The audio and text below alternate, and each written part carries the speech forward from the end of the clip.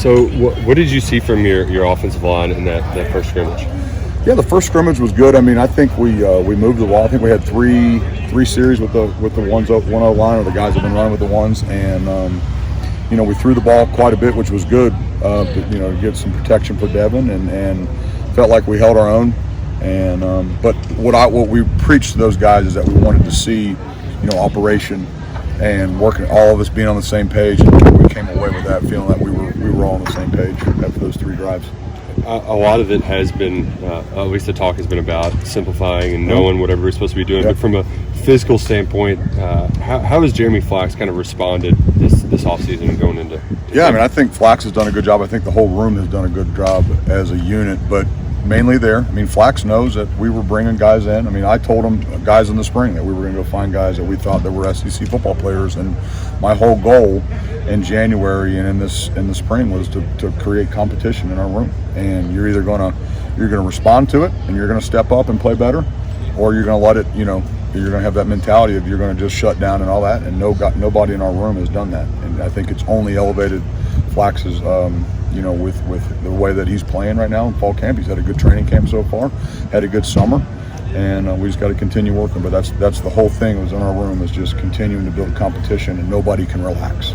Zach, were you surprised at all that you found that SEC left tackle sitting out there at Northern Illinois? I mean, we were very fortunate. I mean, and Marcus, just being a really good football player, but also just the type of human being he is. And he just kind of fits.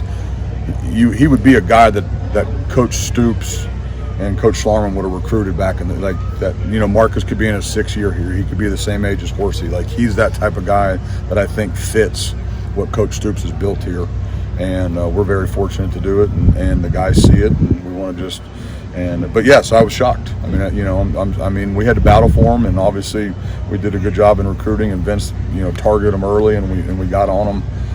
But after you watch what he did, past years at Northern Illinois, and what he did to us the first 27 snaps before he got hurt, we were very lucky to find him. What were your expectations for Ben Crispin? I mean, he was injured when we were in the locker room today, but when he is healthy, what do you think?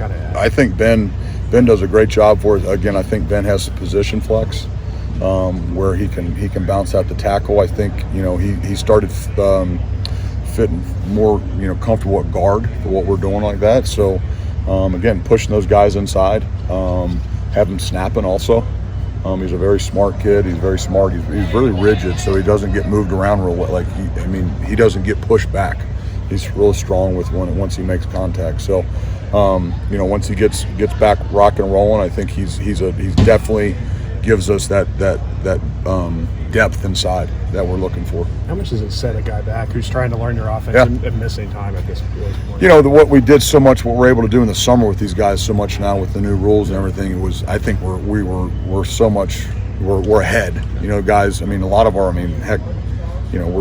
We're 12 practices in. A lot of our basically our whole playbook is in. We'll have game plans, stuff like that. But heck, it was in this summer, and you basically just reinstall it for training camp. So that to me is he's not as far back. Like you're not practicing and everything right now, but the what we were able to do in the summer tremendously helps these guys.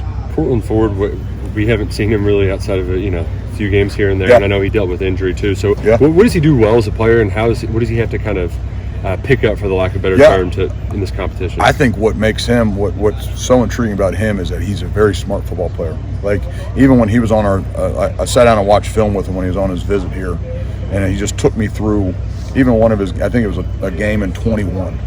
He was playing left tackle at USC, and he just kind of took me through a game. We watched every snap, and he kind of told me what his thought process was, what he saw, all this stuff, and just he's a very smart football player. He's not surprised by movement. He's not surprised. He's like wise beyond his age, and I think he knows he has to continue just to get stronger, and just at the point of attack and sitting down and being a little bit more firm, and we're working on that and being more efficient out of our stance. Obviously, coming and playing a little bit on the right side, which is a little new to him, but he's unselfish. He's ready to do it, and he's been doing a really good job for us. So I think that's the big thing, is just just growing and getting stronger, and you have to play in this league. So He also seems to have a great personality. From what maybe I just got to talk to him a little Yeah. bit media day. It seems Yeah. like he's a real, just kind of fun, outgoing guy. He fits our room very well. Yeah. He fits our room. He comes in, and I think it's again, you got to give a lot of credit to these guys, these portal guys, these transfer guys trying to find a new home. I mean, you come in here and you know you're the new guy. And everybody that we brought in so far, and credit to guys targeting the type of personality and all that stuff and the recruiting and everything, but they just fit right in. And Cortland is a very humble. That's the big thing, is being humble and not expecting anything, knowing he has to come in here and work. And guys see that, and guys appreciate that. And he is a fun guy to be around. And I tell guys all the time, like, I'm not going to bring anybody in my room that I don't enjoy being around, because I'm around them a lot. And so I really, really enjoy being around them. Liam just got finished telling us how big of a headache Brad's defense can be for you guys at times. How does that help you in bringing along an offensive line and kind of the multiple looks they show? Yeah, I mean, you see almost everything against Brad, right? I mean, Brad and the D-line, different fronts and movement and all that stuff. And so it only makes us better. It's only going to make us better through the year. We can lean on stuff that we're doing in training camp, because of how multiple they are. And it's just all teaching moments to when when you're going to see that same type of stuff in the SEC from multiple teams. A lot of teams in this league are multiple, so it's just a continuing up front to learn from that stuff, and not to mention that they got really good players over there too. So like Brad's phenomenal, but the front seven that we go against every single day, I mean, you got to give those guys credit too. I mean, they make us better every single day that we go against them. Any of those younger guys in the rotation or depth chart, I should say, that have taken a step maybe from this point last year to spring and now? Yeah, I think just the guys that have been here. Obviously, the young guys, the 21 class with Jagger being in his third year, expecting big things out of him, has done a great job. You got Paul Rodriguez, going to be a redshirt sophomore, who's doing a good job playing guard for us right now, giving us that depth right now and pushing those guys inside. So, and even the young guys that we just brought in with Kobe and Malachi and Austin Ramsey, they're all probably swimming a little bit just because it's their first training camp, but they're progressing very well, and we're real happy with the depth that we're building in offense line. With Jagger, you mentioned it, third year. That used to be kind of the magic number for offensive linemen. Yeah.